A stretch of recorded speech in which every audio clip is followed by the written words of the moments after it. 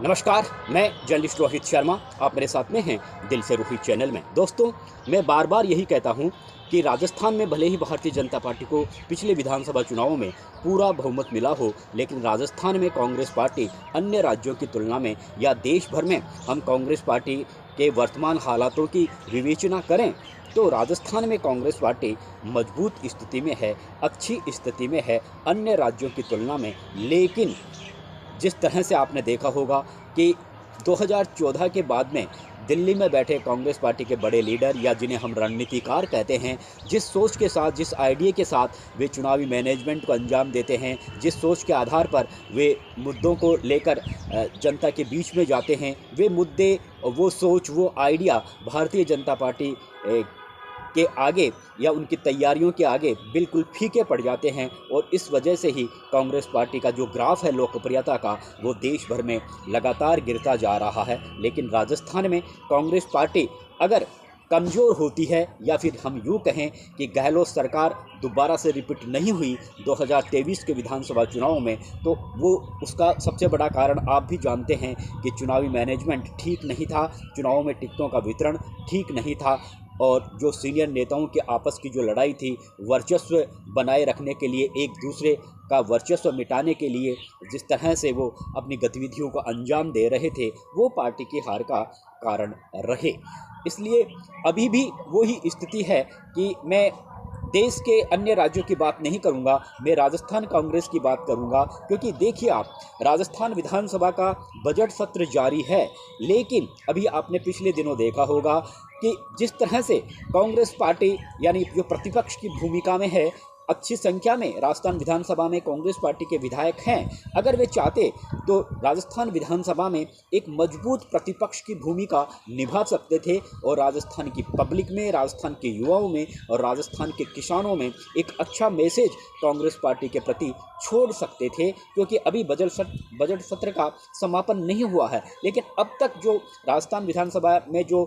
Budget सत्र की जो कार्रवाई देखने को मिली है, उसमें कहीं ना कहीं ऐसा दिखता है कि राजस्थान कांग्रेस में अभी भी जो एक हम कह सकते हैं कि एक दूसरे नेता की टांग खिंचाई करना या एक दूसरे के वर्चस्व को मिटाने की बात हो, उस पर कांग्रेस पार्टी अभी भी कहीं ना कहीं टिकी हुई है। मैं बात इसलिए कह रहा हूं कि राजस्थान विधानसभा के बजट सत्र में राज्यपाल के अभिभाषण पर जिस तरह से ये बात तो समझ में आती है कि आपने डॉक्टर किरोड़लाल मीणा के कथित फोन टेपिंग का मामला उठाकर मुख्यमंत्री भजनलाल शर्मा को ठीक तरह से रिप्लाई नहीं देने दिया, शोर शराबा हंगामा करते रहे। लेकिन अगर आपको ये करना था तो आप कर सकते थे। कम से कम अपने जो नेता थे प्रतिपक्ष के टीकाराम जूली, आप उन्हें तो अपनी बात कहने का मौका दे सकते थे। यानी आप राजस्थान की पब्लिक के लिए क्या सोच लेकर आए हो, युवाओं के लिए, किसानों के लिए, आप किन मुद्दों पर राज्यपाल के अभिभाषण का आप विरोध कर रहे थे, तो वो सारी चीज़ें राजस्थान की पब्लिक प्रतिपक्ष के नेता के मुंह से सुनना चाहती थी, टीकाराम जूली के मुंह से सुनना चाहती थी। लेकिन आपने उससे राजस्थान की पब्लिक को वंचित रख दिया, राजस्थान के युवाओं को वंचित रख दिया और राजस्थान के किसानों को वंचित रख दिया। अब ये देखना होगा कि आखिर राजस्थान कांग्रेस के जो रणनीतिकार हैं, उन्होंने किस सोच के आधार पर, किस आइडिया के आधार पर प्रतिपक्ष के नेता टीकाराम जूली का भाषण नहीं होने दिया। अब इस विषय पर राजनीतिक विश्लेषक अलग अलग तरीके के मायने निकाल रहे हैं और उन मायनों में एक सबसे बड़ा मायना यह भी निकलकर सामने आया है कि कहीं ना कहीं टीकाराम जूली जब से नेता प्रतिपक्ष बने हैं, वे जिस तरह से मुद्दों को उठाते हैं, जिस तैयारी के साथ राजस्थान विधानसभा में आते हैं और जिस तरीके से सत्ता पक्ष पर हमला बोलते हैं, पूरी तैयारी के साथ आते हैं, तथ्यात्मक तरीके से अपनी बातें रखते हैं और उनका भाषण तरीका भी बहुत शानदार है। दलित नेता हैं और ऐसा कहीं से भी नहीं लगता। हालांकि 3 बार के विधायक हैं, गहलोत सरकार में मंत्री भी रहे थे, काफ़ी युवा हैं, लेकिन जिस तरह से वो बोलते हैं, वो एक परफेक्ट रूप से प्रतिपक्ष के नेता के रूप में वो बिल्कुल नज़र आते हैं। लेकिन उनका भाषण नहीं होने देना, ये कहीं ना कहीं कांग्रेस पार्टी की कौन सी नीति थी, आखिर ऐसी कौन सी प्लानिंग थी जिसकी वजह से उन्होंने टीकाराम को, यानी ये अकेला कोई प्रतिपक्ष के नेता वो जरूर है, लेकिन ये कोई अकेले टीकाराम जूली का निर्णय नहीं था कि वो भाषण देना नहीं चाहते थे। ये कहीं ना कहीं कांग्रेस पार्टी के जो रणनीतिकार कह सकते हैं या बड़े सीनियर नेता कह सकते हैं, उनकी कोई आपस की सामूहिक ये चर्चा थी कि आप भाषण नहीं करोगे। तो अब जब सामूहिक रूप से कोई निर्णय लिया जाता है तो फिर अकेले टीकाराम जूली तो अकेले कोई निर्णय ले नहीं सकते थे, लेकिन ऐसा निर्णय क्यों लिया, ये एक देखने वाली बात थी। राजस्थान विधानसभा का बजट सत्र काफ़ी मायना रखता है, प्रतिपक्ष का भाषण काफ़ी मायना रखता है। और बड़ी बात ये थी कि डॉक्टर तुलाल मीणा के कथित फ़ोन टैपिंग का मामला इतना ज़्यादा ज़रूरी नहीं था। ज़रूरी ये था कि एसआई भर्ती परीक्षा को रद्द करने को लेकर आप उठा सकते थे, बेरोजगारी को लेकर उठा सकते थे, किसानों की समस्या को लेकर उठा सकते थे, किसानों की कर्ज माफ़ी की बात को लेकर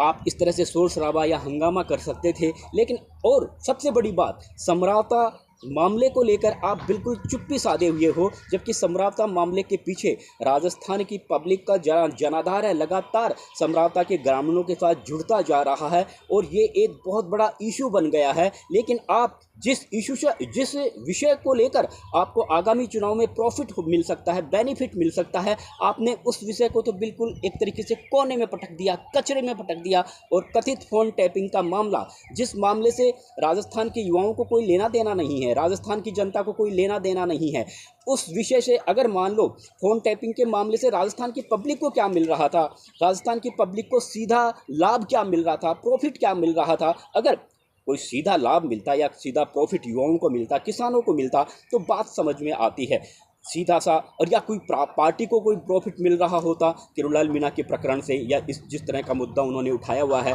तो भी बात समझ में आती है। लेकिन आपने एक ऐसा मुद्दा, जो बहुत से मुद्दे थे, उन मुद्दों को आपने साइड में करके टीकाराम जूली को बोलने तक नहीं दिया, अपने नेता को बोलने तक नहीं दिया। अब राजनीतिक गलियारों में इसी तरह की चर्चा है कि कहीं ना कहीं एक दलित नेता यानी टीकाराम जूली का जो वर्चस्व है, जो बोलने का आइडिया है, अंदाज़ा है, दिल्ली के नेता भी उन्हें काफ़ी बहुत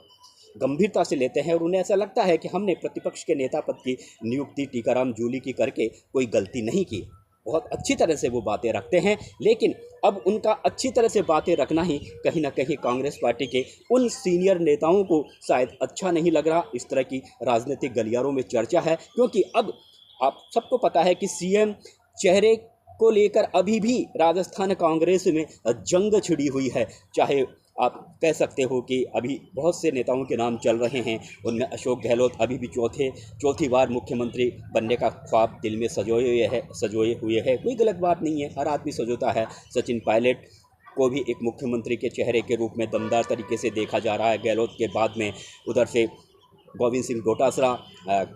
को भी एक तरीके से आने वाले चुनाव में सीएम पद के चेहरे के रूप में देखा जा रहा है। उधर से हरीश चौधरी को देखा जा रहा है। प्रताप सिंह खचरेवास और हरीश चौधरी तो कई बार पहले ऐसा भी कहते हुए सुना गया है कि क्या गहलोत और पायलट या बड़े नेताओं ने, इन दोनों नेताओं ने इनको ठेका थोड़ी ले रखा। और भी बहुत से नेता हैं जो मुख्यमंत्री पद की दावेदारी रख सकते हैं। और उनमें हरीश चौधरी ने का एक वीडियो भी वायरल हुआ था कि क्या मैं नहीं हूँ। इसी तरह से प्रताप सिंह खचरेवास इस तरह की बातें बोल चुके हैं। और टीकाराम जूली को एक दलित नेता के रूप में उन्होंने जिस तरह से राजस्थान में एक खुद को जिस तरह से स्थापित किया है, उससे कहीं ना कहीं अब इस तरह की भी चर्चा होने लगी है कि अब गहलोत, पायलट, डोटासरा के बाद में अब टीकाराम जूली का नाम भी संभावित मुख्यमंत्री के चेहरे के रूप में लिया जा रहा है। और जिस तरह से वो प्रतिपक्ष में अपनी भूमिका निभा रहे हैं नेता के रूप में, वो कहीं ना कहीं बेनिफिट उनके जो उनका एक अकाउंट्स है उनमें एक बोनस के रूप में जा रहा है कि वो कितनी शानदार तरीके से अपनी बातें रखते हैं। तो ये कहीं ना कहीं जो इनसे बड़े जो सीनियर नेता हैं उनको शायद ये बात चुभ रही है कि आखिर एक दलित नेता कैसे, या फिर ये जो नेता है जो बहुत जल्दी ही अभी तो मुश्किल से कोई 1.5 साल का पीरियड ही ख़त्म हुआ है, और इस पीरियड में ही उन्होंने खुद जिस तरह से एक दमदार तरीके से बहुत अच्छी तरह से विधानसभा में अपनी बातें रखी है प्रतिपक्ष के नेता के रूप में, तो कैसे इन्हें रोका जाए, कैसे इनकी लोकप्रियता का ग्राफ जो दिल्ली दरबार में कांग्रेस के लगातार बढ़ता जा रहा है, तो कैसे रोका जाए। तो शायद ये तो कोई प्लानिंग नहीं है कांग्रेस पार्टी के उन नेताओं की जो खुद को सीएम पद की रेस के लिए पहले से ही जिनके नाम चल रहे हैं, तो ये इस तरह की चर्चाएं होने लगी है। और इन चर्चाओं को हम बिल्कुल खारिज भी नहीं कर सकते, क्योंकि खारिज इसलिए नहीं कर सकते कि टीकाराम जूली का अगर भाषण हो जाता प्रतिपक्ष के नेता का, तो ये एक बहुत अच्छा मैसेज राजस्थान की पब्लिक में जाता और उन्हें ऐसा लगता है कि हाँ, राजस्थान में जो प्रतिपक्ष की नेता बहुत अच्छी तरह से विपक्ष निभा रहा है। लेकिन एक जिस तरह से भारतीय जनता पार्टी तो सीधा आरोप लगा ही रही है, वो तो कह रही है कि टीकाराम जूली को जानबूझकर कांग्रेस पार्टी के नेताओं ने नहीं बोलने दिया। तो एक तरफ तो प्रतिपक्ष को, जो सत्ता पक्ष को बोलने का मौका मिल गया, दूसरा राजनीतिक गलियारों में इस तरह की चर्चा होने लग गई कि कांग्रेस पार्टी टीकाराम जूली का जो ओहदा बढ़ रहा है उसमें कांग्रेस पार्टी के सीनियर नेताओं की आंखों में ही वो खटकने लगे हैं। कुल मिलाकर मैं ये कह सकता हूँ कि ये जो कांग्रेस पार्टी में एक दूसरे को ठिकाने लगाने की जो ये लड़ाई चल रही है, वो कहीं ना कहीं कांग्रेस पार्टी को बर्बाद करने का लगातार बड़ा कारण बनती जा रही है। तो इस विषय पर कांग्रेस पार्टी को गंभीरता से सोचना होगा और टीकाराम जूली जैसे नेता को पूरा मौका देना होगा। अभी राजस्थान विधानसभा का बजट सत्र का काफ़ी समय बाकी बचा है, देखते हैं आगे किस तरह की कार्रवाई को अंजाम देता है राजस्थान विधानसभा में प्रतिपक्ष। नमस्कार।